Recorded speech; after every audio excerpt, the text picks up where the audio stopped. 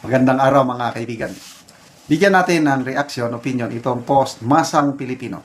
Title: Senate President Tito Soto tiniyak sa publiko na hindi siya tuta sa loob ng Senado. Mga 3 days ago ata, sabi niya, hindi tuta ang pangalan ko, hindi ako tuta. Tito Soto ang pangalan ko. Inamin niya na nasasaktan siya sa ganitong personal na pag-atake sa kanya na tinatawag siya ng tuta. Kaya ito, nagmakaawa siya sa taong bayan. Ang kanyang exact statement is ito. Sabi niya, si Martin Romualdez ang tuta ko. Maniwala kayo. Please, paniwalaan nyo naman ako. Hindi ako ang tuta. Siya ang aking tuta. Parang ganun ba? O, ito, basahin natin ang ano. Muling itinanggi ni Senate President Vicente Tito Soto III ang paratang na siya umano ay sunod-sunuran kay House Speaker Martin Romualdez at sa halip ay iginiit na si Romualdez ang kanyang tuta. Tanong po, SP Soto, ano ang katibayan ninyo na tuta nyo si Romualdez? May nangyari na ba na meron kayong kagustuhan at sumunod si Romualdez? Kasi may nangyari na po nung kauupo nitong si Senator Soto, may na-cite in contempt na engineer, DPWH engineer sa Senado. Nakakulong, ano? Pinakulong ni na Senator Marcoleta. Pag upo ni Soto, siyang tawag lang ni Romualdez, pwede ba ilipat natin yan sa PNP Custodial Center? Parang ganun. Pumayag ka agad. Nailipat. Naku, ang daming nagreklamo. Mga kapwa niya senador. Si Senator Bato, umalma ng gusto. Huwag niyong gawing noon-time show ito. Umalma, taong bayan, umalma. Kaya mula noon, mayroon ng mga tao na ang paratang nila, tuta ni Romualdez, si Tito Soto, dahil isang tawag lang ni Romualdez, sumunod ka agad. Oh. So, ito hindi ako ang tuta, siya ang tuta ko. Kaya ang tanong ko is, meron na ba instance na isang salita lang ni Soto, sumunod si Romualdez? Kung wala, paano ka maniniwala na tuta na niya si Romualdez? Okay, tuloy natin. Si Martin ang tuta ko, maniwala kayo, sabi niya.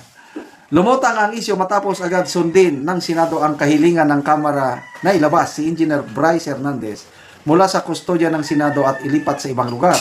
Bagay na nagbunsod ng batikos mula sa ilang netizen na nagsabing kontrolado umano ng Kamara ang Senado.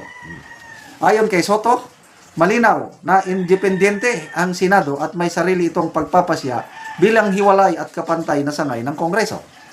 Ang palitan ng pahayag ay sumasalamin sa tensyon at power dynamics sa pagitan ng Senado at Kamara, lalo na sa sensitibong usaping may kinalaman sa kustodya at investigasyon. Okay, sa tingnan natin. Maniwala kayo. Si Martin ang tuta ko. Naniniwala ba ang mga netizens? Tingnan natin ha. People who reacted. 1,200 ang nag-react. 1,200 din ang tumatawa. Siyam ang galit. 39 lang ang nag-like o naniniwala sa kanya.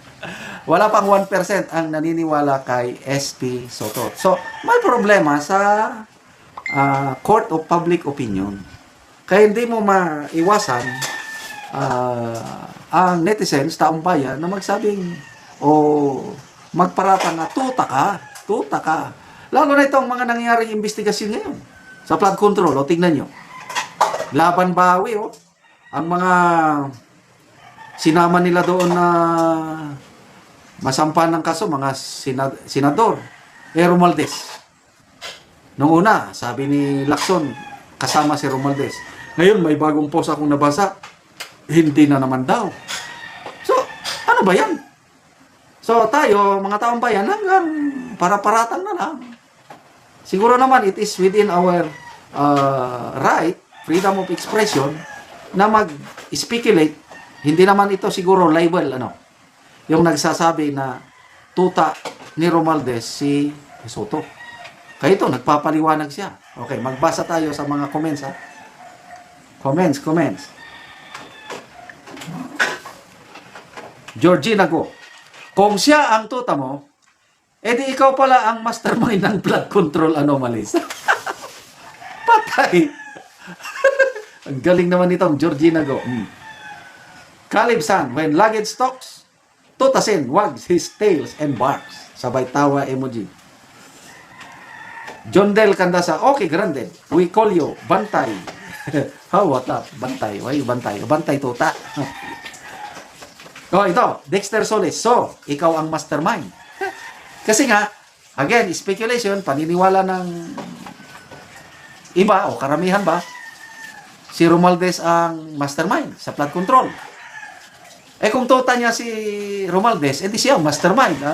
Ito, binabasa ko lang ang mga comments ha. Geber Dave, maniniwala na ba kami dyan? Edwin Figueroa, pero iba ang nakikita ng taong bayan. Sabi nga, ginagawa, daily pwede dada. Anthony Oliveros, kung parehas na lang kaya kayo sir, para fair. Oh, parehas na tuta.